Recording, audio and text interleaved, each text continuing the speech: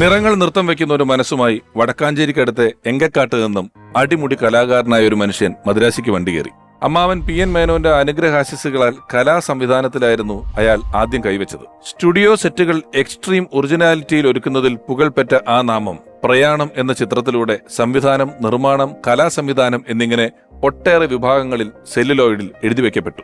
തുടർന്ന് സ്വന്തം സിനിമകളിലെ സമസ്ത മേഖലകളിലും ആ സവിശേഷ സ്പർശം പ്രശസ്തിയാർജിച്ചു. അതുല്യനായ ഒരു ചിത്രകാരന്റെ ക്യാൻവാസുകൾ പോലെയുള്ള ഫ്രെയിമുകൾ, താരാധിക്യമില്ലാത്ത ചിത്രങ്ങളിലും ദൃശ്യവ്യാകരണം കൊണ്ട് സൂപ്പർ ഹിറ്റുകൾ ഒരുക്കാനുള്ള സംവിധാന പാടവം, കലയും കച്ചവടവും കൃത്യമായി വിളക്കിച്ചേർക്കുന്നതിൽ അനിതര സാധാരണമായ മികവുള്ള ഡയറക്ടോറിയൽ ലെഗസി, കലാസംവിധാനം, ചിത്രസംയോജനം, സംഗീതം, ഗാനരചന തുടങ്ങിയ ഒട്ടേറെ മേഖലകളിൽ മുദ്ര ചാർത്താനും അതിൽ സംസ്ഥാന പുരസ്കാരങ്ങൾ ഒന്നിലേറെ തവണ നേടാനും കെൽപ്പുള്ള മാസ്റ്റർ ക്രാഫ്റ്റ്സ്മാൻ, മലയാള സിനിമയുടെ സംവിധായക കുലപതികളിൽ മുൻനിരക്കാരൻ, ഓർമ്മയിലെന്നും ഭരതൻ.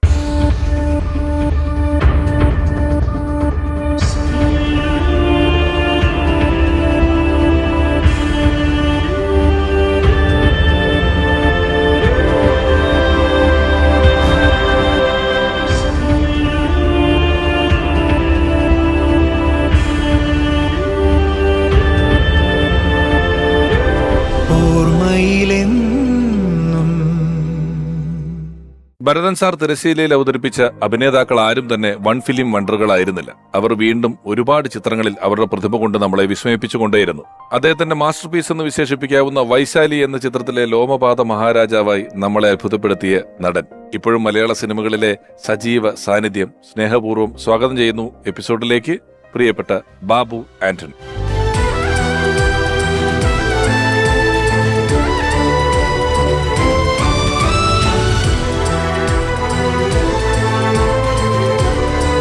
ഞാന് ആമുഖത്തിൽ പറഞ്ഞു, ഭരതൻ സാർ സിനിമയിലേക്ക് കൊണ്ടുവന്ന പല കലാകാരന്മാരും പല അഭിനേതാക്കളും ഒന്നും ഒരു വൺ ഫിലിം വണ്ടറുകളായിരുന്നില്ല. പിന്നെയും ഒരുപാട് സിനിമകളിൽ അവരെ നമ്മളെ അത്ഭുതപ്പെടുത്തിക്കൊണ്ടേയിരുന്നു. അവരുടെ പ്രതിഭ നമ്മളെ വിസ്മയിപ്പിച്ചിട്ടുണ്ട്. അങ്ങനെ ഒരാളാണ് ബാബുചേട്ടൻ. ഭരതൻ സാറിന്റെ കണ്ടെത്തലാണ്. ഇത്രയും വർഷങ്ങൾക്ക് ശേഷം പൊന്നിയിൻ സെൽവൻ പോലൊരു പടം വരുമ്പോഴും, കൊച്ചുണ്ണി പോലൊരു പടം വരുമ്പോഴും എല്ലാം അല്ലൊരു ഹിസ്റ്റോറിക്കൽ മൂവി എടുത്താൽ, സമകാലീന ചിത്രം എടുക്കുമ്പോഴെല്ലാം ബാബുചേട്ടന്റെ സാന്നിധ്യം അതിനകത്തുണ്ട്. അപ്പം ആദ്യത്തെ പടത്തിൽ ശരിക്കും നമുക്ക് മാർഷൽ ആർട്സ് അറിയാവുന്നതുകൊണ്ട് വന്നാന്നൊക്കെ അന്ന് കാലത്ത് വേണമെങ്കിൽ പലരും ആരോപിച്ചു കാണും. പക്ഷെ ഇപ്പോഴും ബാബുചേട്ടൻ വളരെ സജീവമായിട്ട് നിൽക്കുന്നുണ്ട്. ഈ ചിലമ്പ് എന്ന് പറയുന്ന ചിത്രത്തിലേക്കുള്ള ബാബുചേട്ടനും ഭരതേട്ടനുമായിട്ടുള്ളൊരു കണ്ടെത്തലിന്റെ കഥ എന്താണ്? അത് ഒരു ഭയങ്കര ലോങ് സ്റ്റോറിയാണ്. നമുക്കത് ഷോർട്ടായിട്ട് പറയാം. ഞാൻ ബേസിക്കലി പൂനെയിലാണ് ഞാൻ MBA ചെയ്തത്. അപ്പോൾ എൻ്റെ അടുത്തായിട്ടായിരുന്നു, പൂനെ ഫിലിം ഇൻസ്റ്റിറ്റ്യൂട്ട് തൊട്ടടുത്തായിരുന്നു. അപ്പോൾ അവിടെ പോയി ഇടയ്ക്കിടയ്ക്ക് പോവുകയും, അപ്പോൾ നമ്മൾ അവിടെ കേൾക്കുന്ന പേരുകൾ ഭരതേട്ടൻ, അരവിന്ദൻ, പത്മരാജൻ, IV ശശി, ജോഷിയേട്ടൻ, ഹരിഹരൻ, അങ്ങനെയുള്ള ചില പേരുകൾ കേൾക്കാറുള്ളൂ. അന്നത്തെ കാലത്ത് താടിയൊക്കെ വളർത്തി ഒരു ബുദ്ധിജീവി ലൈനിൽ നടക്കുന്ന കൊമേഴ്ഷ്യൽ സിനിമകളോടൊക്കെ ഒരു ചെറിയ വിമുഖത. ഏതൊക്കെയാലും അവിടുന്ന് ഞാൻ സിനിമ ഒരു മോഹമായിട്ട്, സിനിമാറ്റോഗ്രാഫി ആയിരുന്നു ആദ്യത്തെ എൻ്റെ ഒരു ഉദ്ദേശം. പക്ഷെ അതിനെനിക്ക് ജോയിൻ ചെയ്യാൻ പറ്റിയില്ല. എൻ്റെ ബേസിക് ക്വാളിഫിക്കേഷൻ അത് മാറ്റിയായിരുന്നു FTIയിൽ. നമ്മുടെ ഫ്രണ്ട്സ് പറഞ്ഞു, പ്രത്യേകിച്ചൊരു പൊക്കമൊക്കെ ഉണ്ടല്ലോ. പക്ഷെ നമ്മൾ അന്നത്തെ രൂപം എന്ന് പറഞ്ഞാൽ അന്നത്തെ മലയാള സിനിമയ്ക്ക് പറ്റിയൊരു രൂപമായിരുന്നില്ല. പൊക്കമുള്ള നീണ്ട മുടിയും താടിയും കമ്മലും ഒക്കെ ഇട്ടുള്ളൊരു കീറിയ ജീൻസും കീറിയ പാൻറ്റും അന്ന്. അതെ, മലയാള സിനിമയിൽ ഒരു ഭരതേട്ടനല്ലാതെ വേറൊരാളും നമ്മളെക്കുറിച്ച് ചിന്തിക്കുന്ന ഒരു അവസ്ഥയായിരുന്നില്ല. അപ്പം ഞാനിങ്ങനെ ചെന്നൈയിലെത്തുന്നു. ഭരതേട്ടൻ്റെ വീട്ടിൽ പോയി പലതവണ ഭരതേട്ടൻ്റെ വീടിൻ്റെ ഫ്രണ്ടിൽ കൂടെ നടന്നു. അപ്പം ആരും പുറത്തൊന്നും കണ്ടില്ല. പിന്നെ കയറാനും ഒരു ധൈര്യക്കുറവുണ്ട്. അപ്പോൾ ഒരു ദിവസം ഞാൻ ഭരതേട്ടൻ ഇങ്ങനെ പുറത്ത് നിൽപ്പുണ്ട്. സിദ്ധാർത്ഥൻ കുഞ്ഞാ, പുള്ളിയും ലളിത ചേച്ചിയൊക്കെ അവിടെ നിൽപ്പുണ്ട്. പുള്ളി ഇങ്ങനെ വയറിലൊക്കെ തടയി ഇങ്ങനെ നിൽപ്പുണ്ട്.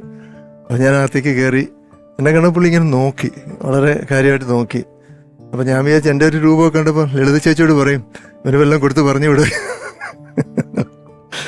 അവനോട് നീ എവിടെ നിന്നാന്ന് ചോദിച്ചു. ഞാൻ പറഞ്ഞു ഞാനിങ്ങനെ പൂനെയിൽ നിന്ന് വരികയാണ്, മലയാളിയാണ്. അപ്പം ഞാൻ പിന്നെ എൻ്റെ ഒരു ആൽബം ഉണ്ടായിരുന്നു.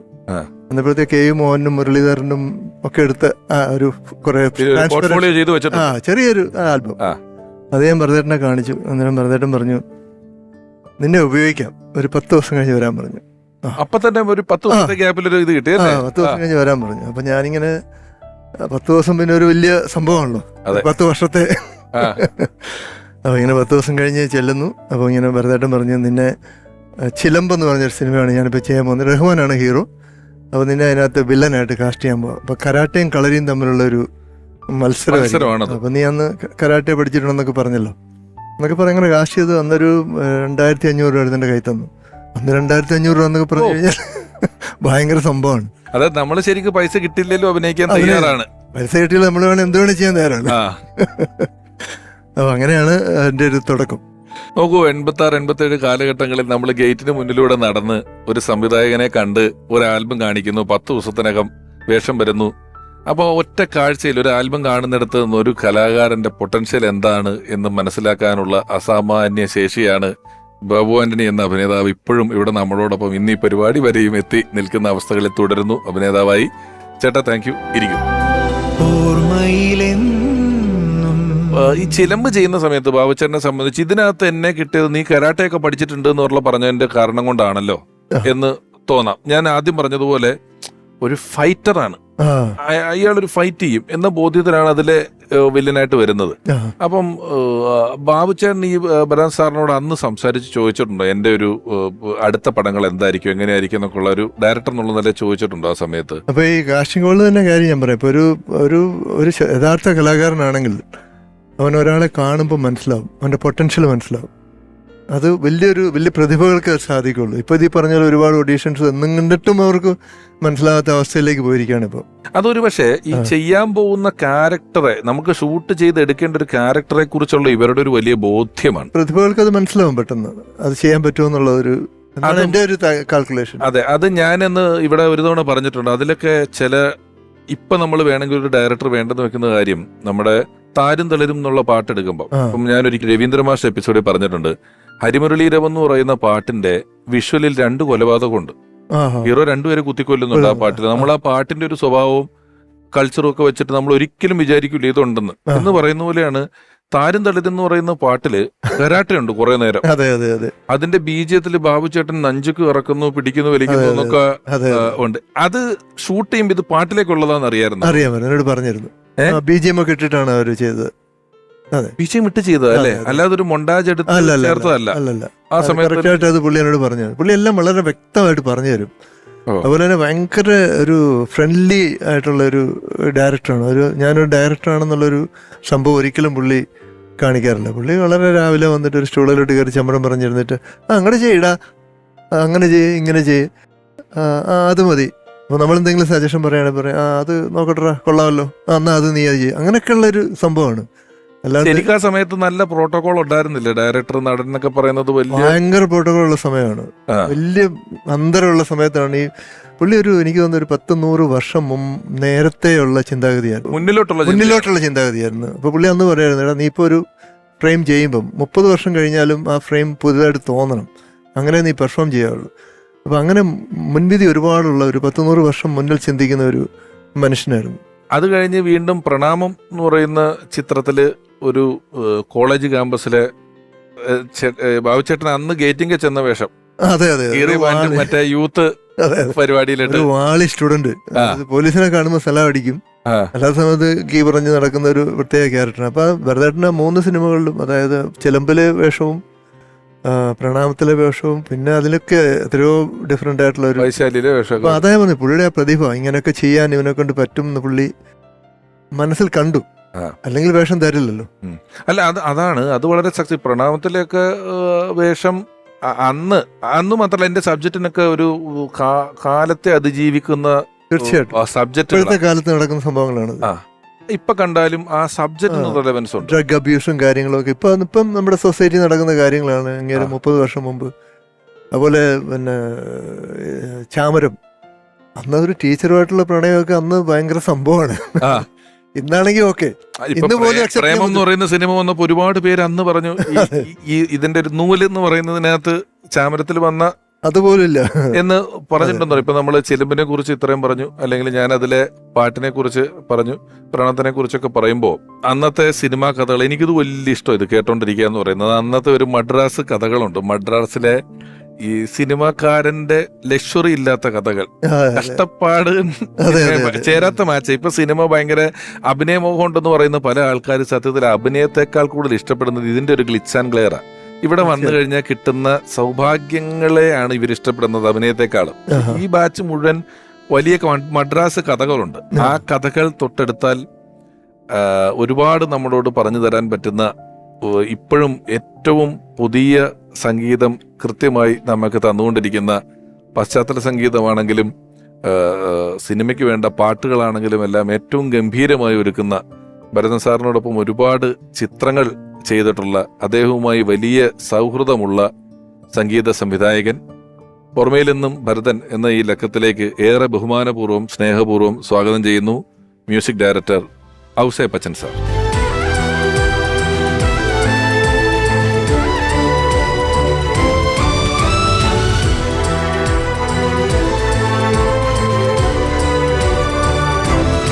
ഔസേപ്പച്ചൻ സാർ, ഒരിക്കൽ കൂടി സ്വാഗതം പരിപാടിയിലേക്ക്. ഞങ്ങള് ചിലമ്പിനെ കുറിച്ചും പ്രണാമത്തിനെ കുറിച്ചുമൊക്കെ സംസാരിച്ചുകൊണ്ടിരിക്കുകയായിരുന്നു. അപ്പൊ ആ സിനിമകൾ പറയുമ്പോൾ അതിലെ പാട്ടുകളെ കുറിച്ച് തീർച്ചയായിട്ടും പറയേണ്ടതായിട്ടുണ്ട്. തീർച്ചയായിട്ടും ഭരതൻ സാറിന്റെ ഒരു പ്രത്യേകത അദ്ദേഹത്തിന്റെ സിനിമകളിലെല്ലാം പാട്ടുകൾ ക്യാരക്ടറുകളായിരുന്നു എന്നുള്ളതാണ്. അതായത് ഒരു പാട്ടങ്ങ് കട്ട് ചെയ്താൽ ചിലപ്പോൾ കഥ മുറിഞ്ഞു പോകും. പാട്ടിനകത്ത് കഥകൾ ഉണ്ടായിരുന്നു, അതിനകത്ത് സീനുകൾ പാട്ടിനകത്ത് ഉണ്ടായിരുന്നു. പല പാട്ടുകളും അങ്ങനെ തോന്നുന്ന പാട്ടുകളാണ്. എങ്ങനെയാണ് ഒരു ബന്ധം? ഭരതേട്ടനും ഞാനും ഏറ്റവും ആദ്യം കാണുന്നത്, ഭരതേട്ടൻ ഞാൻ കാണുന്നത് ദേവരാജൻ മാസ്റ്റർ കളരിയിലാണ്. അവിടെ ഭരതേട്ടൻ്റെ പടം ഡയറക്ഷൻ ചെയ്യുന്ന പടത്തിന് സംഗീതം ഒരുക്കാൻ വരുന്ന സമയത്ത് ഞാൻ അവിടെ വയലിനൊക്കെ വായിച്ചുകൊണ്ടിരിക്കുന്നുണ്ടാവും. ഞാനൊരു വളരെ ചെറിയ പയ്യൻ, 20 വയസ്സൊക്കെ 21 വയസ്സ് പ്രായം. അപ്പോൾ ഭരതേട്ടനെ കണ്ട വഴിക്ക് എന്തോ ആ മുഖത്ത്, എനിക്ക് ഭരതേട്ടൻ തൃശ്ശൂർക്കാരനാണ്, അദ്ദേഹം വലിയൊരു സംവിധായകൻ ആണ് എന്നുള്ളത് എനിക്കറിയില്ല. ഞാൻ വയലിൻ വായിച്ചു കിടക്കുന്നു, എനിക്ക് ദേവരാജൻ മാഷാണ് എൻ്റെ ദൈവം, ബാക്കി കാര്യം അറിഞ്ഞുകൂടാ. അപ്പോൾ ഭരതേട്ടൻ എന്നെ ഇങ്ങനെ കണ്ട് വയലിനൊക്കെ ഞാൻ എപ്പോഴും പുറത്തൊക്കെ വായിച്ചുകൊണ്ടിരിക്കുക. ഭരതേട്ടൻ എൻ്റെ അടുത്ത് വന്നിട്ട്, എവിടെയാണ് എൻ്റെ സ്ഥലം? തൃശ്ശൂർ. ആ, തൃശ്ശൂരാണോ? ഞാൻ എന്നിട്ട് ഭരതേട്ടൻ തന്നെ പറഞ്ഞു, ഞാൻ ഭരതൻ. അപ്പോഴേക്കും അറിയാം ഭരതൻ സംവിധായകനാണ്. ഇത് പറയുന്നത് ഗുരുവായൂർ കേശവൻ, രതി നിർവേദം, ഈ പടങ്ങളൊക്കെയാണ്. അന്ന് എന്തോ എനിക്ക് അറിഞ്ഞൂടാ, ഭരതേട്ടന് ഞാൻ വയലിൻ വായിക്കുന്നത് കാണാൻ വലിയ ഇഷ്ടമാണ്. സത്യത്തിൽ ഈ വയലിനാണ് അദ്ദേഹം എന്നെ ഇഷ്ടപ്പെടാനും ഇതെല്ലാം ചെയ്യാനുള്ള കാരണം. അദ്ദേഹത്തിന് ഞാൻ വയലിൻ വായിക്കുന്നത് ഇഷ്ടപ്പെട്ടതുകൊണ്ട് എൻ്റെ വയലിനിലുള്ള ആ ഒരു വിഷ്വലും അതിൻ്റെ സൗണ്ടൊക്കെ അദ്ദേഹത്തിന് ഭയങ്കര ഇഷ്ടമാണ്. സംഗീതം ഭയങ്കര ക്രേസാണ് ഭരതേട്ടന്.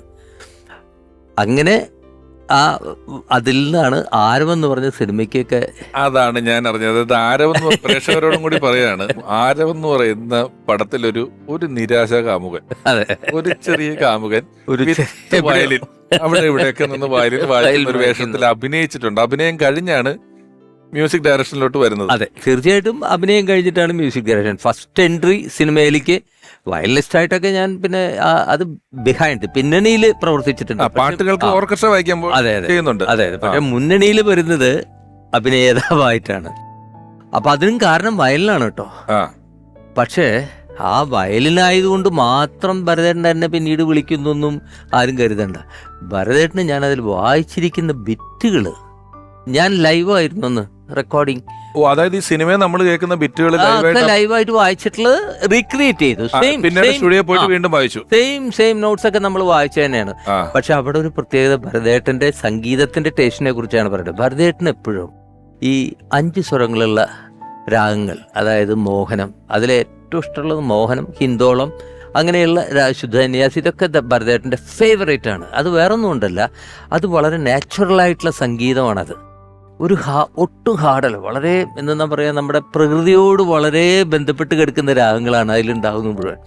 അപ്പം ഞാൻ ഇതൊന്നും അറിഞ്ഞിട്ടല്ല കേട്ടോ, ഇങ്ങനെ ഒരു പ്രതീക്ഷയൊന്നും വെച്ചിട്ടല്ല. ഞാനതിൽ ആ സീൻ, അത് ടോട്ടലി അവിടെ ഒരു അന്തരീക്ഷം എന്ന് പറയുന്നത് മൊത്തം ആ ഹൊഗനയ്ക്കൽ വെള്ളച്ചാട്ടവും ഇതെല്ലാം കാണുമ്പോൾ എൻ്റെ മനസ്സിൽ മോഹനമാണ് വരുന്നത്. അപ്പം ഞാൻ മോഹനത്തിൽ കുറേ ബിറ്റുകൾ വായിച്ചു.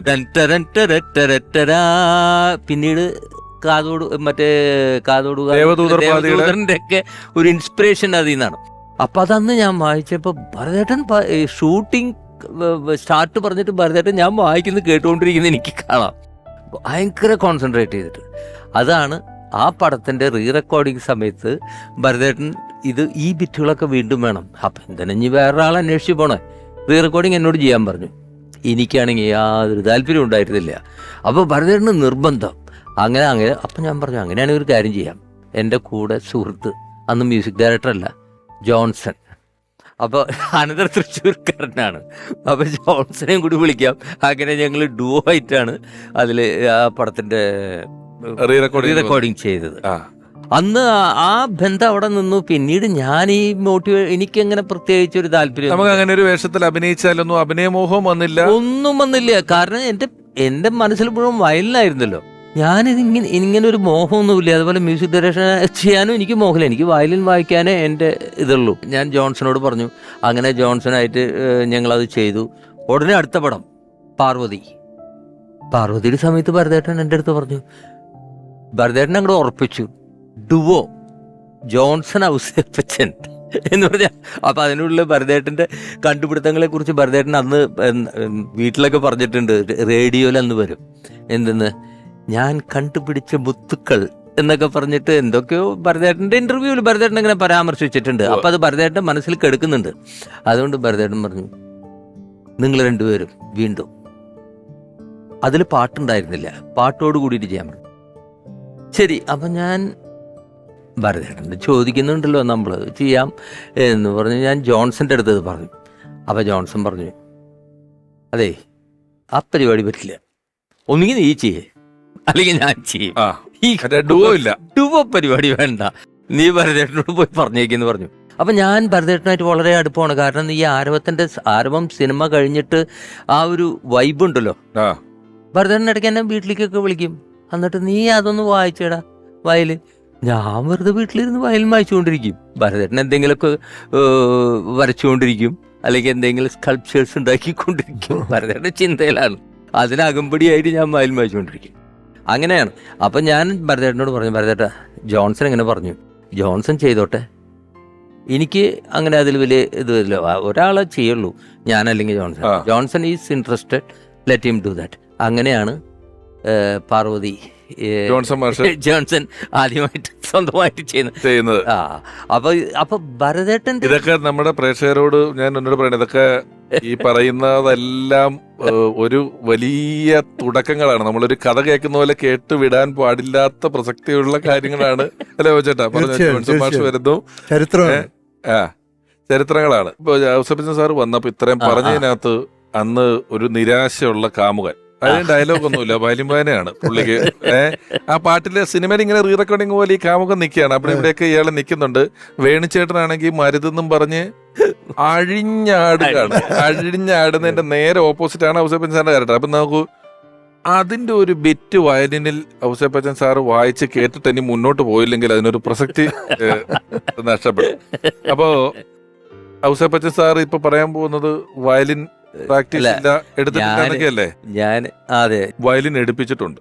ഈ പ്രാക്ടീസ് അത് നിങ്ങൾക്ക് അറിയാവുന്ന ആളുകൾക്ക് ഈ പെർഫെക്ഷൻ പ്രശ്നമുണ്ട്. ഈ ഔസേപ്പച്ചൻ സാർ ഇവിടെ ഈ ഒരു പരിപാടിയിലിരുന്ന് അന്ന് ഭരതൻ സാറ് ഇഷ്ടപ്പെട്ട ഒരു വയലിൻ ബിറ്റ് വായിക്കുമ്പോ എനിക്കറിയാം ഇങ്ങനെ എന്തെങ്കിലും ഒരു കുസൃതി അതിന്റെ ഒരു പ്രഷർ അല്ലെങ്കിൽ അതിന്റെ ഒരു പെർഫെക്ഷൻ എന്ന് പറയുന്നതിനെ കുറിച്ച് വേവലാതിപ്പെടണ്ട. ഈ പരിപാടി അത്രയും ഇതായിട്ട് പോകുന്ന ഒരു പരിപാടിയാണ്. അത് ഇപ്പൊ തരും. ഇതൊക്കെ പറയുമ്പോ എനിക്ക് ഓർമ്മ വരും ഫിഡിലർ ഓൺ ദ റൂഫ്. ഭരതേട്ടന് ഭയങ്കര ഫേവറേറ്റ് ആയിട്ടുള്ള ഒരു പടം. അല്ല, അതാണ് ആരവത്തിന്റെ ഇൻസ്പിറേഷൻ, അതാണ് എന്റെ കഥാപാത്രം. ഞാൻ വയലിൻ എടുത്തു തരാന്നില്ല, എനിക്ക് തോന്നി അത് പറഞ്ഞപ്പോ അതാണെന്ന്. അപ്പൊ ഔസേപ്പച്ചൻ സാറ് വയലിൻ എടുത്തിരിക്കുകയാണ്. Bharathan sir, Ouseppachan sir, Johnson മാഷ് എന്നൊക്കെ പറയുന്ന ആൾക്കാരുടെ ഒരു സിനിമയുടെ തുടക്കം, വരവ്, അതിനൊക്കെ കാര്യകാരണങ്ങളായ ഒരു വയലിന്റെ ബിറ്റാണ് നമ്മൾ കേൾക്കാൻ പോകുന്നത്. ചരിത്രം പുനർനിർമ്മിക്കുകയാണ് ഇവിടെ. Thank you. ഏതാണ്ട് 21 വയസ്സുള്ളപ്പോ വായിച്ചതാണ്. റെഡി?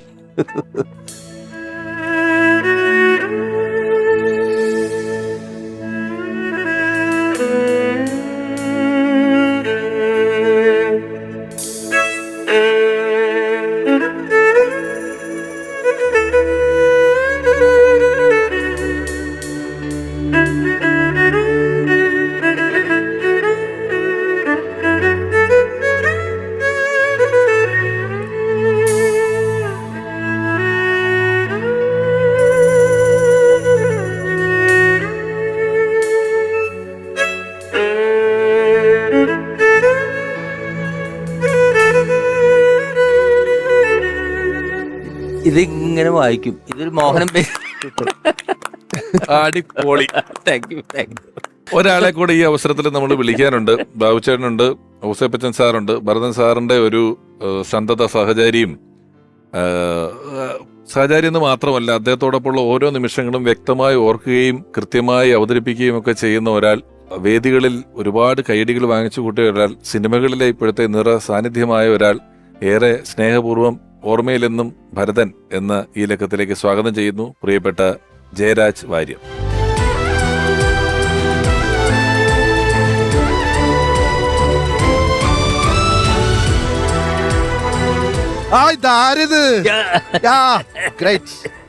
Thank you. എന്തത്, ഇതൊരു വലിയ ഒരു സംഘമാണല്ലോ. സംഘമാണ്. ഇരിക്കട്ടാ.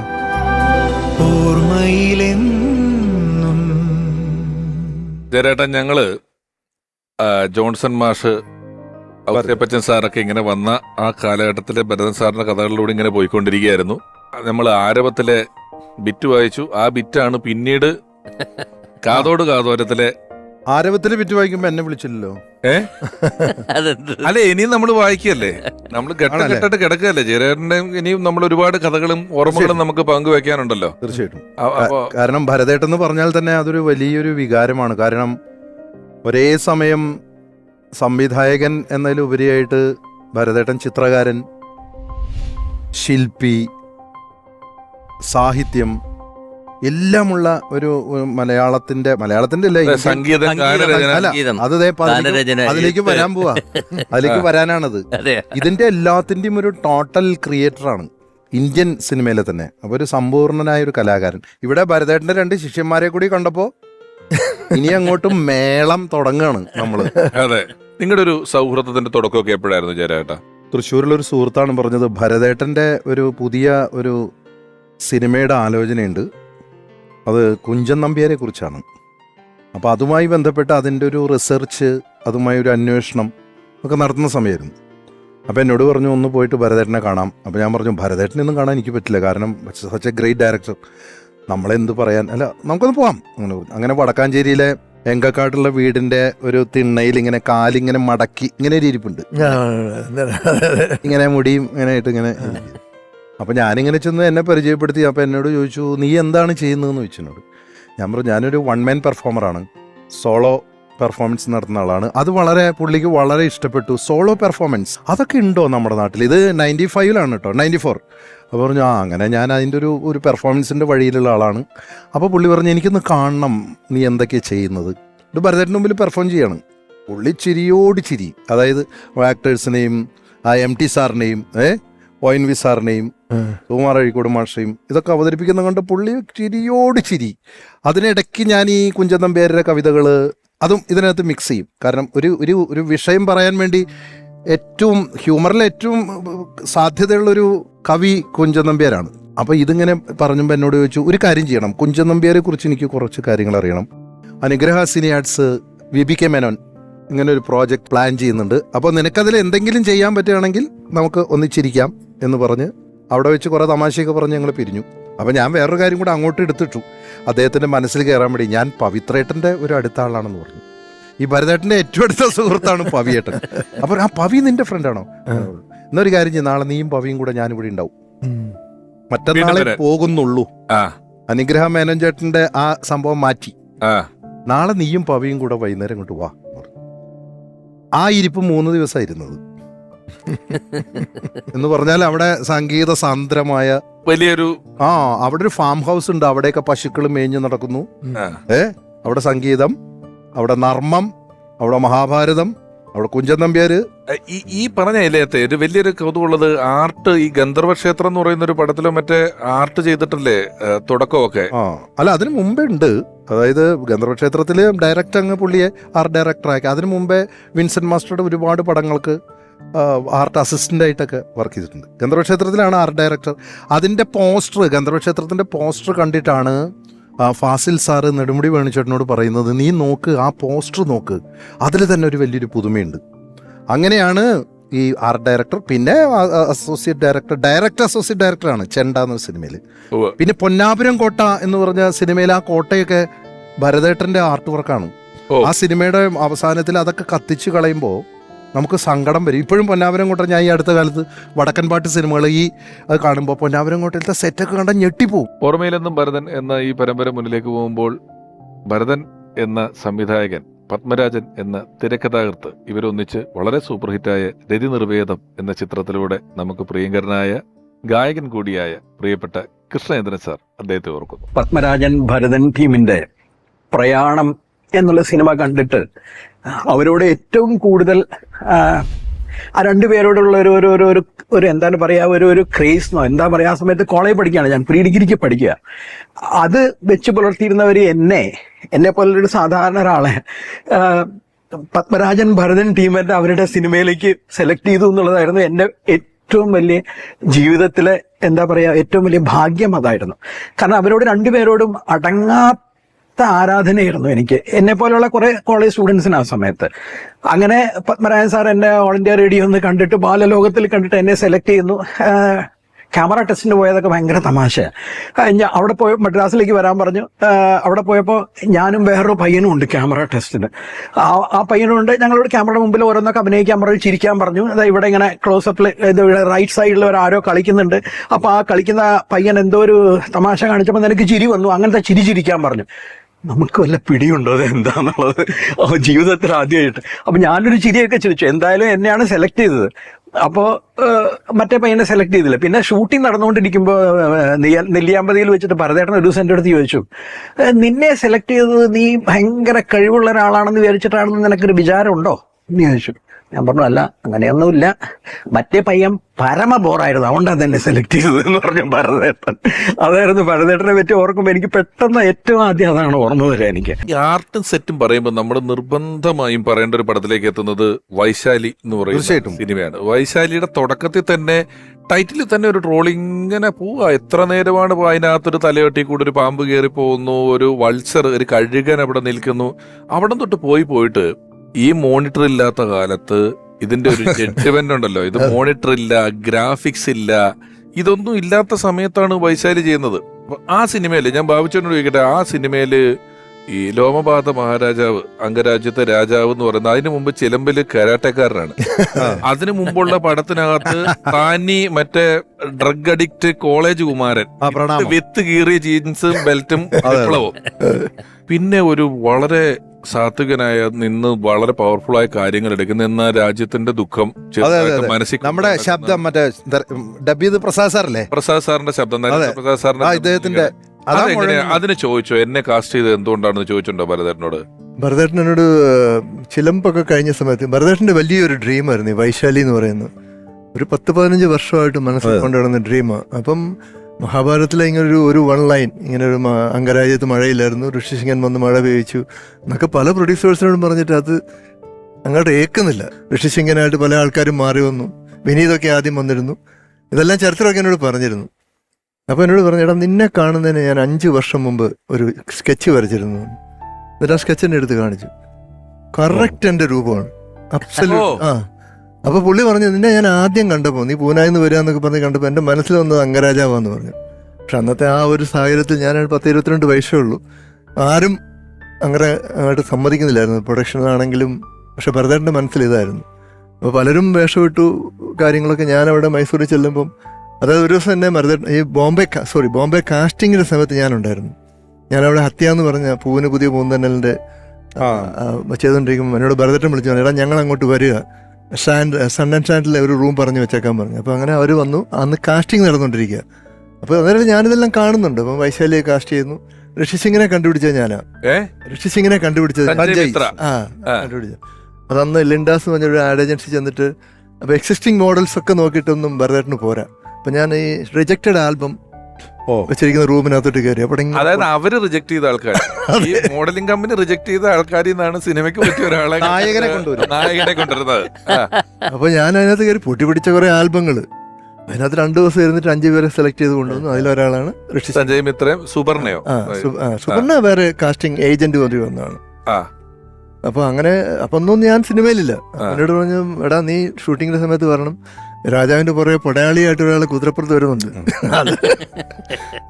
അത് നിനക്ക് കറക്റ്റ്, എന്റെ അതിനായിട്ട് ഞാൻ വരണം. എന്നൊക്കെ പറഞ്ഞ് ഇങ്ങനെ തമാശയൊക്കെ പറഞ്ഞ് അതെല്ലാം കഴിഞ്ഞ് പുള്ളി പോയി. പിന്നെ ഒരു ദിവസം ഞാൻ പൊൻകുന്നത്തെത്തിയപ്പോൾ ഒരു ഫോൺ കോൾ വന്നു. ഒരു ദിവസം ഒരു 7 മണി ഈവനിങ്ങിലാണ് ഫോൺ കോൾ വരുന്നത്. അപ്പോൾ എന്നോട് പറഞ്ഞ് ഭരതേട്ടനാണ് വിളിക്കുന്നത്. അന്ന് ലാൻഡ് ലൈനിലാണല്ലോ. ലാൻഡ് ലൈൻ വിളിച്ചു, എടാ നീ പെട്ടെന്ന് മൈസൂർക്ക് വരാൻ പറഞ്ഞു. എന്തിനാ ഭരതേട്ടാ? എടാ നിന്റെ ആ പടയാളിയുടെ സാധനം ഞാൻ പറഞ്ഞല്ലേ. അപ്പോൾ എൻ്റെ ഭരതേട്ടാ ഇവിടുന്ന് ഞാനൊരു വണ്ടി എടുത്ത് മൈസൂർ വരേണ്ട ഫുൾ നൈറ്റ് ഓടിച്ചു വന്നിട്ട് ഞാൻ ഈ പടയാളിയുടെ വേഷം എടാ നിന്നോടതല്ലേ പറഞ്ഞു, നീ വരാൻ പറഞ്ഞു. അപ്പം ഞാൻ നമ്മുടെ മാനേജർ കൂട്ടി രാത്രിയിൽ ഡ്രൈവ് ചെയ്ത് അവിടെ ചെല്ലുന്നു. അവിടെ ചെന്ന് കഴിഞ്ഞപ്പോൾ അവിടെ 2-3 പേര് ലൊക്കേഷൻ ചെന്നു. ലൊക്കേഷൻ തന്നെ ഈ മൈസൂരിൽ നിന്നൊരു 250 കിലോമീറ്റർ ദൂരെയാണ്. അപ്പോൾ അവിടെ ചെന്ന് കഴിഞ്ഞപ്പോഴത്തെ അപ്പോൾ പുള്ളിയുടെ ഒരു ഐഡിയ ഞാൻ പറയാം. പുള്ളിയുടെ പറയുന്നത് ഒരു റസ്റ്റിക് ലുക്കാണ് പുള്ളിയുടെ. കൊട്ടാരം എന്ന് പറഞ്ഞു കഴിഞ്ഞാൽ ഭയങ്കര അഡോണ്ടായിട്ടുള്ള അതും ഇതുമൊക്കെ തൂക്കിയിട്ട് അങ്ങനെയുള്ള പുള്ളിയുടെ മനസ്സിലുള്ള ആ പടത്തിൽ ആ കൊട്ടാരം എന്ന് പറഞ്ഞാൽ വളരെ റസ്റ്റിക്കായിട്ടുള്ള പഴയ ലുക്ക്. അതാണ് ഓൾവേസ് പുള്ളിയുടെ മനസ്സിലുണ്ടായിരുന്നത്. അത് ഒന്നുമില്ല, കുറേ തോരണങ്ങൾ അങ്ങോട്ട് തൂക്കി ഇത്രയൊക്കെ ഉള്ളൂ. കുറേ തുണി ഇങ്ങനെ ഇട്ടു, അത് കണ്ടാൽ അറിയാമല്ലോ. അപ്പോൾ ഞാൻ നോക്കിയപ്പോൾ 1-2 പേര്, പേര് പറയുന്നില്ല, രാജാവിൻ്റെ വേഷമൊക്കെ ഇട്ട് ഇങ്ങനെ നോക്കുന്നുണ്ട്, ട്രയലൊക്കെ എടുക്കുന്നുണ്ട്. അപ്പം ഞാനിതൊക്കെ കണ്ട് ആസ്വദിച്ചു. ഭയങ്കര വേഷമല്ലേ, പണി മാർക്കറ്റൊക്കെ നല്ല പണിയിടും, ഭയങ്കര ഡയലോഗും. കാരണം കഥ എനിക്കറിയാമല്ലോ. നടക്കട്ടെ എന്ന് പറഞ്ഞപ്പോഴത്തേന് എൻ്റെ ഒരിക്കലൊരു പ്രൊഡക്ഷൻ മാനേജർ വിജയൻ എന്ന് പറഞ്ഞ പുള്ളി വന്നിട്ട് പറഞ്ഞു, ഗോളടിച്ചു എന്ത് ഗോളടിച്ചു? ഇപ്പോൾ വരുമെന്ന് പറഞ്ഞു. അങ്ങോട്ട് എല്ലാം പറഞ്ഞു. ഞാനങ്ങോട്ട് കയറി ചെന്ന് കഴിഞ്ഞപ്പോൾ ഭരതേട്ടൻ പറഞ്ഞു ഇങ്ങോട്ട് വേണമെന്ന് പറഞ്ഞു. ഞാൻ ചെന്നു, നീ ആ വേഷം എടുത്തിട്ടാന്ന് പറഞ്ഞു. അപ്പോൾ പടയാളിയുടെ വേഷം ഇപ്പുറത്ത്, രാജാവിൻ്റെ വേഷം ഇപ്പുറത്ത്. ഞാൻ നേരെ പടയാളിയുടെ ഇരിക്കലോട്ട് ചെന്നു. അതല്ലടാ ഇത്. അപ്പോൾ ഭരതേട്ടൻ ഇതെന്ത്? എടാ രാജാവിൻ്റെ വേഷം എടുത്തിട്ട് പൊന്നു ഭരതേട്ട ചങ്കടിച്ചു പോയി. കാരണം ഞാൻ പറഞ്ഞു ഭരതേട്ടൻ്റെ പേര് ചരിത്രത്തിൽ ഇടം നേടിയ ലോമപാത മഹാരാജാവിന്റെ വസ്ത്രമാണത്. അത് ഞാൻ എപ്പോഴും അത്ഭുതപ്പെടുന്ന കാര്യം. നമ്മളിപ്പോ കാര്യം ഇതൊക്കെ പറഞ്ഞാലും അന്ന് വലിയ ഉരുളൻ പാറക്കല്ലുകൾ വരിക, അന്നത്തെ അരയന്ന വള്ളം, പാട്ടിവര് തുഴഞ്ഞങ്ങോട്ട് പോകുന്ന വള്ളം, മാന്, കടുവ, ഈ ശ്രീരാമേട്ടന്റെ ആശ്രമത്തിലൊക്കെ ചില സിംഹമൊക്കെ വിളിക്കുമ്പോ ഓടലും പോകലും ഒക്കെ ആയിട്ട് അല്ലേ? എന്തൊരു പടമാണ് അതിനകത്തുള്ള ആ പടം. അതിനകത്ത് ആ പാട്ടിൽ ആ കരിങ്കല്ലിൽ വരച്ചിരിക്കുന്ന പല വരച്ചാണെന്ന് ഞാൻ. ആർട്ട് ഡയറക്ടർ കൃഷ്ണമൂർത്തി ആണെങ്കിലും അതിന്റെ മറ്റ് സ്കെച്ചസ്, ഈ ചിത്രങ്ങളൊക്കെ ഭരതേട്ടന്റെ വേറൊരു കാര്യം അറിയാം. നമ്മള് പല ഇംഗ്ലീഷ് പടങ്ങളിലൊക്കെ കേട്ടിട്ടുള്ളൂ. ഈ പാറക്കഷ്ണം നമുക്ക് ഫീൽ ചെയ്യുന്നത് അതിന്റെ സൈസ് കൊണ്ട്. അത് വല്ല ആർട്ടിസ്റ്റിക് ഒറിജിനൽ പാറയൊന്നാവണില്ല, പക്ഷെ അത് ഒറിജിനൽ പാറ പോലെ തോന്നിക്കുന്നത് എന്തുകൊണ്ടാണെന്നറിയോ? ബാലാജി സാറിന്റെ സ്റ്റുഡിയോ ഉണ്ട്, സുജാത സ്റ്റുഡിയോ.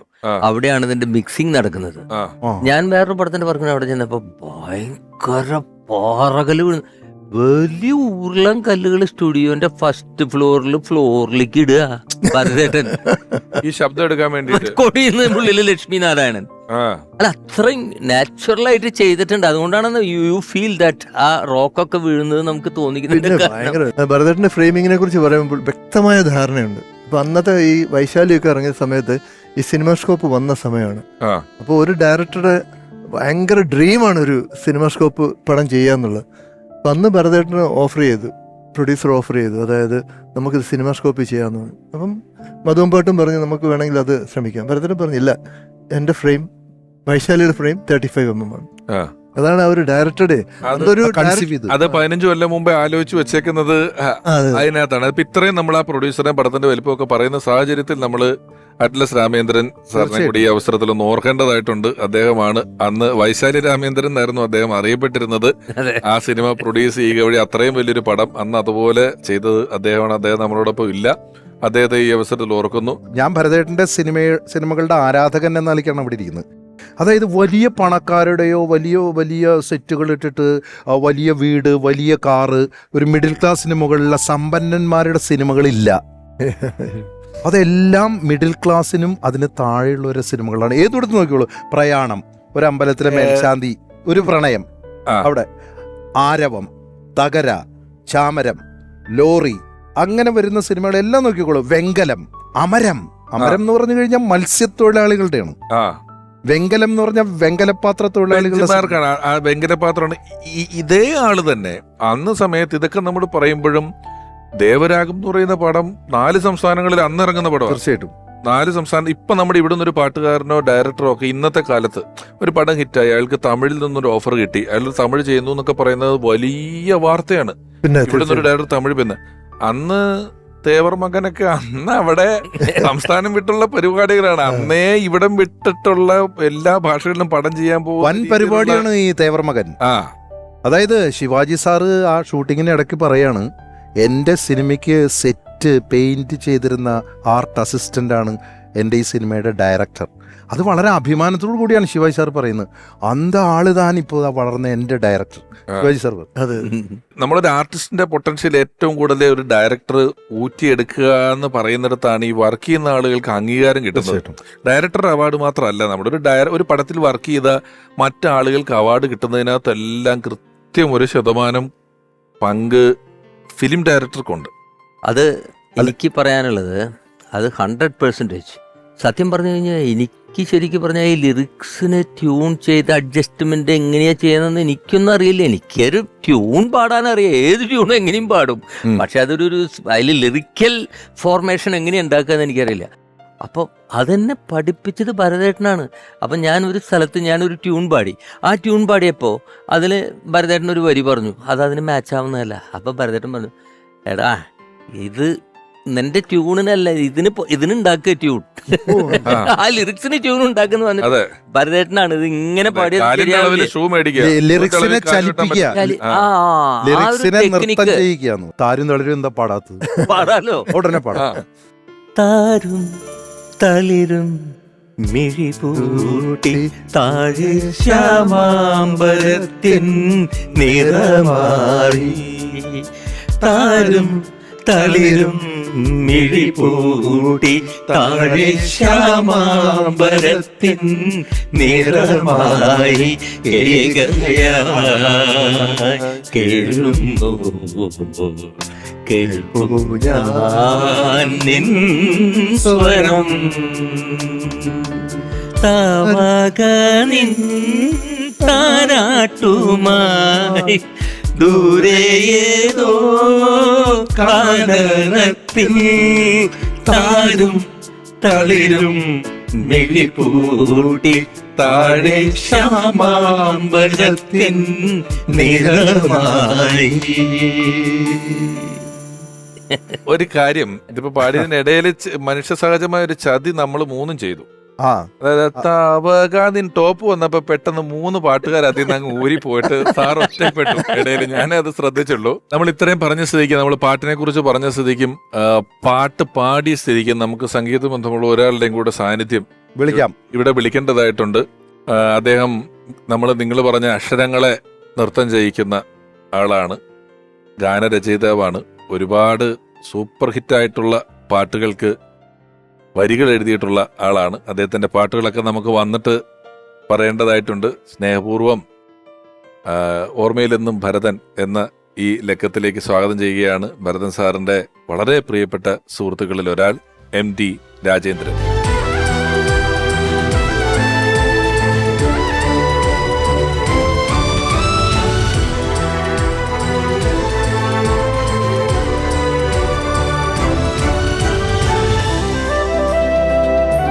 സാർ നമസ്കാരം. നമസ്കാരം. നന്ദി വന്നതില്. അപ്പൊ ഞങ്ങളിങ്ങനെ പാട്ടൊരെണ്ണം പാടി നിൽക്കുന്ന അവസരത്തിലാണ് രാജൻ സാറിനെ ഇങ്ങോട്ട് വിളിച്ചത്. ഞാൻ പറഞ്ഞു പാട്ടൊക്കെ ഏതാന്നുള്ളത് പറയാം, എനിക്ക് ഒരുപാട് പാട്ടുകൾ അറിയാം, എങ്കിലും ഇപ്പൊ ഞാൻ ഏറ്റവും പുതിയ പിള്ളേർക്ക് പെട്ടെന്ന് ഏറ്റവും പുതിയ ആൾക്കാർക്ക് പറയാം. ഇവരിപ്പോ പ്രേമലു എന്ന് പറയുന്ന പടം വന്നപ്പം യാദവ എന്നുള്ള പാട്ട് ഒരുപാട് സെലിബ്രേറ്റ് ചെയ്യപ്പെട്ടു, ഒരുപാട് റീൽസുകളിലും ഒക്കെ വന്നു, ഒരുപാട് പേര് കളിച്ചു കണ്ടു. ആ പാട്ട് എഴുതിയ ആളാണ് ഈ ഇരിക്കുന്ന ആള്. ഒന്ന് കണ്ടേക്ക്. പറയണ്ടേ, നമ്മൾ അത്ര എങ്കിലും പറയണ്ടേ? പിന്നെ ഒരു കെട്ട് സൂപ്പർ ഹിറ്റ് ആയിട്ടുള്ള എത്രയോ പാട്ടുകൾ നമുക്ക് സമ്മാനിച്ചിട്ടുള്ള ഒരാളാണ് രാജൻ സാർ. പറയൂ, ഭരതേട്ടനുമായിട്ടുള്ള ഓർമ്മകളിൽ നമുക്ക് തുടങ്ങാം. ഈ ഭരതേട്ടൻ എന്ന് പറയുമ്പോൾ ഈ ആകെ മറ്റുള്ളവരെ മറന്നു പറയല്ല, മലയാളത്തിൽ ഒരു വയലാറ് പോലെ അല്ലെങ്കിൽ വേറൊരാളെ കമ്പയർ ചെയ്യാനില്ല, നിറഞ്ഞു നിൽക്കുന്നൊരു പ്രതിഭ എന്ന് പറയുന്നത് സാക്ഷാൽ ഭരതനാണ്. നമ്മുടെ സിനിമയുടെ മൊത്തം ഒരു ഗ്രാഫ് നോക്കുമ്പോൾ ഈ ഭരതൻ ടച്ച് ഇല്ലാത്ത മലയാള സിനിമയില്ല. ഞാൻ എൻ്റെ അനുഭവം പറയാണ്. ദേവരാജൻ മാസ്റ്റർ എന്ന് പറയുന്ന മഹാമനുഷ്യന് പോലും ഭരതേട്ടൻ്റെ ബഹുമാനമായിരുന്നു. ഒരു ചെറിയ എക്സാമ്പിൾ പറയാം, അത് പുതിയ തലമുറയ്ക്ക് അറിഞ്ഞുകൂടാത്തതാണ്. ഈ കാക്കനാടൻ എന്ന് പറയുന്ന വലിയ പ്രതിഭാശാലി, സിനിമയുടെ താല്പര്യമൊന്നുമില്ല, കഥയൊന്നും എഴുതാൻ താല്പര്യമില്ലാത്ത ആളാണ്. പറയാവുന്ന അല്പം ലേശം ലഹരിമയമായിട്ടുള്ള ജീവിതമാണ് പുള്ളിയുടെ, വെള്ളമാണ്. അപ്പോൾ പുള്ളി അങ്ങനെ സിനിമയ്ക്ക് താല്പര്യമില്ല. അല്ലാശാനെ വെള്ളം അടിക്കരുത്. അതല്ല, അതായത് ലിറിസിസ്റ്റ് ആണല്ലോ, ആദ്യം സാഹിത്യ രൂപേണയും അത് നിങ്ങളോടല്ല.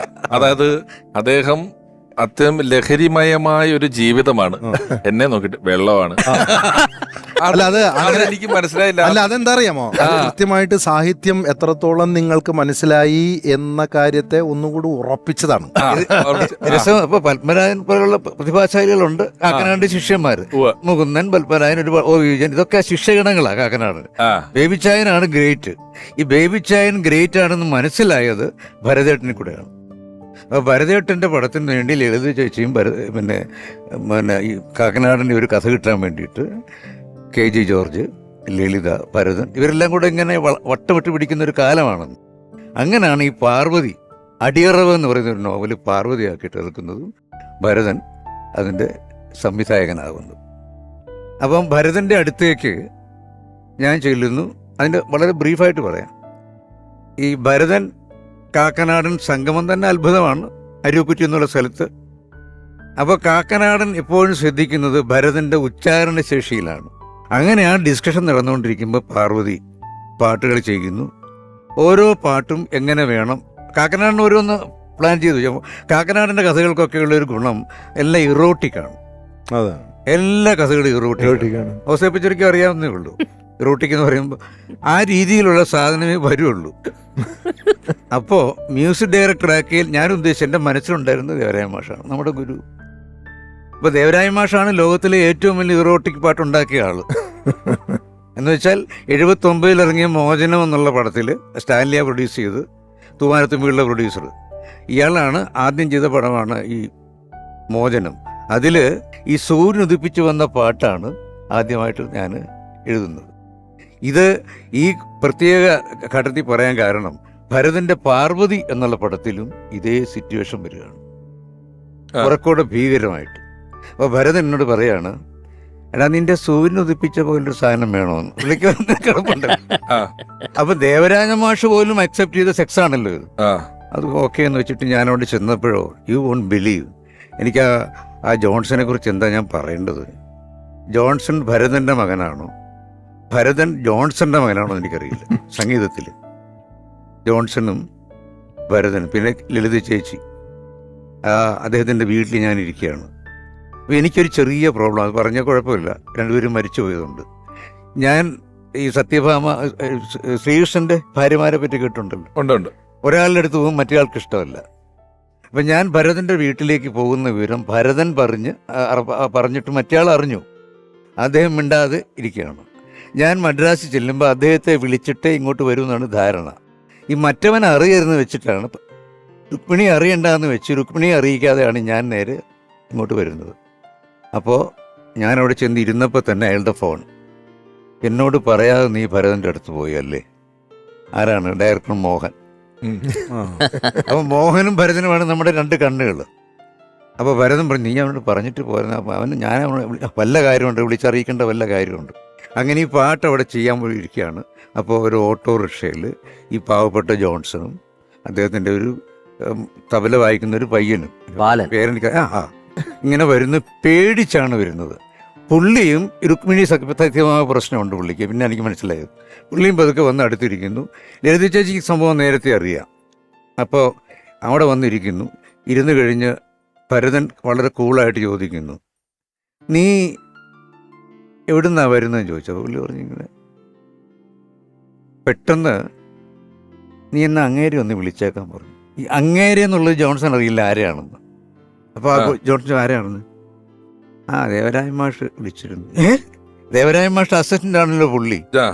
ജോൺസേട്ടൻ പറയാതെ വന്നിരിക്കുക, ആദ്യത്തെ പടം ട്യൂൺ ചെയ്യുക. ഞാൻ കൊടുക്കാമെന്ന് പറഞ്ഞ് ഫോൺ കൊടുക്കുന്നു. അപ്പോൾ അവിടുന്ന് പുള്ളിയുടെ ഡയലോഗാണ്, ഇത് കഷ്ടമെന്ന് ആലോചിച്ച് നോക്കി. ഭംഗിയായിട്ടൊക്കെ ചെയ്യണം കേട്ടോ, ഗുരുത്വദോഷം വാങ്ങിക്കരുത്, ഉപദേശിക്കുകയായിരുന്നു. അത് പറയാതെ ചെയ്യാൻ പറയാതെ വെട്ടിച്ചു വന്നതാണ് പുള്ളി. ആ. പുള്ളിയുടെ രണ്ടാമത്തെ പടമാണ്. ആദ്യത്തെ പടം അത് ചെയ്തെങ്കിലും റിലീസായിട്ടില്ല. രണ്ടാമത്തെ പടമാണിത്. ആ ദുഃഖത്തിൽ അപ്പൊ ഭരതിന്റെ ഡയലോഗ്. അപ്പൊ ഞാനൊരു ഗുരുദോഷം കഴിഞ്ഞിട്ടിരിക്കുക, അവിടെ മോഹനോട് പറയാതെ വന്നിരിക്കുക. ആ. ഇവന്മാർക്കൊക്കെ ഈ കള്ള വിദ്യകളാണ്. രണ്ടും തൃശ്ശൂരിൽ നിന്നല്ലേ വരുന്നത്. ആ. ജോൺസൺ എവിടെയാണ്? ഞാൻ പറഞ്ഞ അതുകൊണ്ടില്ല, മോഹന് അങ്ങനെ ചെറിയൊരു കോംപ്ലക്സ് ഉള്ള ആളാണ്. അത് കോംപ്ലക്സ് ഒന്നുമില്ല, നിന്റെയാണ് കോംപ്ലക്സ്. അത് പോട്ടെ, നമുക്ക് ആ ഇറോട്ടിക് സോങ്ങിലേക്ക് പ്രവേശിക്കാം ആ. എന്ന് പറഞ്ഞിട്ട് ഇനിയാണ് അത്ഭുതം. ഞാൻ ഉദ്ദേശിച്ചു ഈ ഭരതനാണ് ജോൺസനാണ്. അപ്പോൾ മ്യൂസിക് വരുന്ന ഏത് ഭാഗത്ത് നമുക്ക് അറിയില്ല. ഞാനും കുറച്ച് മ്യൂസിക് ഉള്ളതുകൊണ്ട് ഏത് ഭാഗത്ത് നമുക്ക് അറിയില്ലല്ലോ. മാത്രമല്ല കാക്കനാടിന്റെ സബ്ജക്റ്റും. സൂര്യൻ ഉദിച്ചേ പറ്റുള്ളൂ. സൂര്യൻ ഉദിച്ചില്ലെങ്കിൽ അതിനൊക്കെ കുഴപ്പം. ആ. അപ്പൊ ഞാൻ ആലോചിച്ചു, ജോൺസണ് വല്ലതും തോന്നുന്നുണ്ടോന്ന്. അപ്പോൾ ഭരതന്റെ ഡയലോഗാണ്, അവനല്ല ഞാനാ ഡയറക്ടർ. First dialogue. ആ. നേരത്തെ ആരോ പറഞ്ഞല്ലോ, ആ. ഞാനാണ് ഡയറക്ടർ, എനിക്കാണ് തോന്നുന്നുണ്ടെന്ന്, അവനല്ല എന്ന്. മറ്റേ ആൾ കുറച്ചുകൂടെ, ജോൺസൺ ഇങ്ങനെ വിഷമിച്ചിരിക്കുക, ആകെപ്പാടെ തെറ്റ് കാണിച്ച് വന്നിരിക്കുക, ദേവരായ മാഷ് ഇങ്ങനെ ഇരിക്കുകയാണ്. അപ്പോൾ ഇയാൾ പറഞ്ഞു, എടാ നീ മറ്റേ ആ സൂര്യൻ ഉദിച്ച പോലല്ല, അത് കുറച്ച് ലാഘവത്തിലാണ് ഉദിച്ചത്, കുറച്ച് ലാഘവത്തിലാണ് ഉദിച്ചത്, സ്പീഡിൽ ഉദിക്കണം സൂര്യൻ. ആ. കാരണം ഇത് കുറച്ചുകൂടെ സ്പീഡിലുള്ള ഒരു പ്രണയമാണ്. ആ ഒരു പ്രണയമല്ല, ഒരു താത്വിക ബന്ധമാണ്, ആ. ഒരു ഫിലോസോഫിക്കൽ. അതെ അതെ. അത് സ്പീഡിൽ വേണമെന്നുള്ളതാണ് പറയുന്നത്. ഉവ്വ. നമ്മുടെ സംസ്കാരം വേണമല്ലോ. അതെ. അപ്പൊ അതുകൊണ്ട് ഞാൻ ആ വാക്കുകൾ ഉപയോഗിക്കുന്നത്. സ്പീഡിലുള്ള ഒരു സംയോഗമാണ് നടക്കുന്നത്. ഇന്റൻസിറ്റി. അപ്പൊ ഞാൻ ആലോചിച്ചു, ദൈവമേ സൂര്യനെ വിട്ടു. അപ്പൊ എനിക്ക് പെട്ടെന്ന് മനസ്സിൽ തോന്നി കുറുനിരകൾ, പിന്നെ സ്പീഡിനെ സെക്സുമായിട്ട് ബന്ധപ്പെട്ട ഇമേജറി, മഴ. ഓക്കെ, ശരി ഭരതേട്ടാ, ഈ മഴ എന്നൊക്കെ പറയാൻ ചോദിച്ചു. നീ എന്ത് വേണേ പറഞ്ഞോ, എനിക്ക് സാധനം നന്നായിരിക്കണം. അപ്പൊ ഞാൻ പറഞ്ഞു, കുറുനിരയോ മഴ മുകിൽ നിരയോ. അപ്പൊ ഭരതേട്ടൻ, 3 മഴ വേണ്ട, 2 മഴ മതി. ഇങ്ങനെ പെട്ടെന്ന് അതിന്റെ അളവ് മ്യൂസിക്. നോക്ക്. ആ. അപ്പം മറ്റവനപ്പോഴത്തേക്കും പിടിച്ചു കഴിഞ്ഞു അപ്പുറത്ത്. അവന് കുറുനിരയോ മഴ മുകിൽ നിരയോ. അത് വലിയ കുഴപ്പമില്ല. പിന്നെയും കുറച്ച് സാധനം വരട്ടെ പുള്ളി പറയാം, അതുപോലുള്ളത്. ഞാൻ പറഞ്ഞു, ഇനിയിപ്പോ കുറുനിരയോ മഴ മുകിൽ നിരയോ, കുനു ചിഗുരമദന ലാസ്യലഹരിയോ. ജോൺസൺ അലർട്ടാവുന്നു, ഭരതൻ ജസ്റ്റ് ഒന്ന് മൂളുന്നു. വണ്ട് മൂളുന്ന പോലെ ആയിക്കോട്ടെ എന്നൊക്കെ പുള്ളി പറയുകയും ചെയ്യുന്നു. വണ്ടിന്റെ ഒരു മൂളലുണ്ടല്ലോ. അപ്പോൾ വണ്ടിന്റെ മൂളൽ ആലോചിക്കുക. അപ്പൊ ജോൺസനെ തൃശ്ശൂരുള്ള വണ്ടികളെയൊക്കെ പുള്ളി ഉണ്ടാവും ആലോചിച്ചുകൊണ്ടിരിക്കുക. അവസാനം ഭരതേട്ടൻ്റെ പേരിന് കിട്ടിക്കഴിഞ്ഞാൽ ഒരു ഭയങ്കര ഭ്രാന്താവും എൻ്റെ മുഖത്തൊക്കെ. സാധനം ഗംഭീര സാധനം. ജോൺസന്റെ പ്രത്യേക വോയിസ് ആണല്ലോ. കുറുനിരയോ മഴ മുകിലിരയോ എന്നുള്ള സാധനം വരുന്നു. നീ പാടണ്ട എന്ന് പറഞ്ഞ് പുള്ളി വരികൾ കൊടുക്കുന്നു. ജോൺസൺ എന്ത് ചെയ്യുന്നു, തകടകാന്ന് സാധനം വരുന്നു. ഞാൻ ഞെട്ടുന്നു, എല്ലാവരും ഞെട്ടുന്നു. മറ്റേത് ഔട്ട്, ഏത് ഇരുട്ടിൻ്റെ അലക്കെട്ട് ഔട്ട്. ഞാനും ഔട്ടായി. കാരണം വാസ്തവത്തിൽ ജോൺസൺ എന്ന് പറയുന്ന മലയാള MT പറഞ്ഞൊരു വാക്കാണ് ഞാൻ പറയുന്നത്. മലയാള ചലച്ചിത്ര സംഗീതത്തിൻ്റെ ഏറ്റവും വലിയ നേട്ടമാണ് ജോൺസൺ എന്നാണ് MT പറയാറുള്ളത്. സത്യമാണത്. അത് അവിടെ വെച്ച് നടക്കുകയാണ്. ജോൺസന്റെ ഫസ്റ്റ് ഹിറ്റ്, പാർവതിയിലെ എല്ലാ പാട്ടുകളും ഹിറ്റാണ്. ഈ ഭരതന്റെ സാന്നിധ്യത്തിൽ അവിടെ വെച്ച് ഫസ്റ്റ് ഹിറ്റ് ഉണ്ടാവുകയാണ്.